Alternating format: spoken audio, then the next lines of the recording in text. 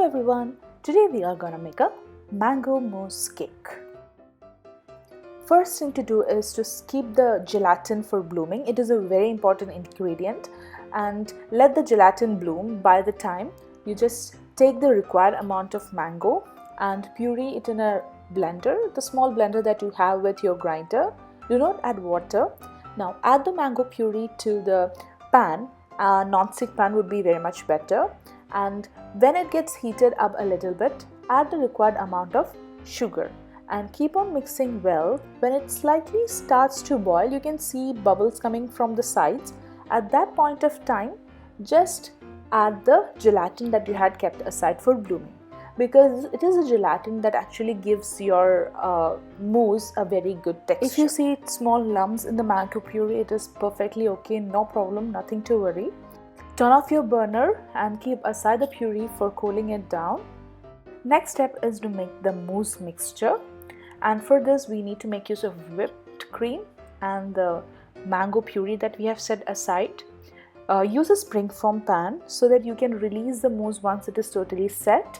And I have kept the sponge cake base inside the springform pan. Add 2 or 3 tablespoons of whipped cream to the mango puree. Fold it with a spatula. Once it is properly mixed, pour this mixture to the rest of the whipped cream and fold it well with the spatula so that there are no lumps and it is properly mixed. Now your mousse mix is ready to be poured over your cake base in the springform pan.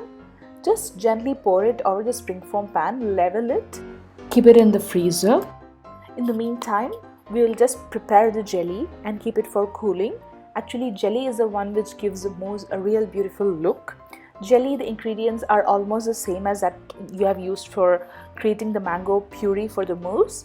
Just you need to add a cup of water to that mix when it starts boiling, and that is the only difference that is going to be made. And the next thing you are going to do differently for the jelly is that you should not have lumps in the jelly, because when you pour it over the top of the cake, it should be very beautiful and clear. So it is better to sieve the mixture. Here is a sieved jelly mixture. I have kept it aside for cooling. The next step is to pour the jelly mixture over the mousse that has been kept in freezer for 20 minutes. Gently pour it over the mousse mix so that we will freeze it again for next 20 minutes. And after that, our mousse will be all set, ready to be cut into nice pieces. You can see the edges of the mousse cake. It is nicely done and it is now ready to cut. It is a very easy recipe to try out. Please do try it out for sure and send your comments in my comment box. And I hope you enjoyed the recipe.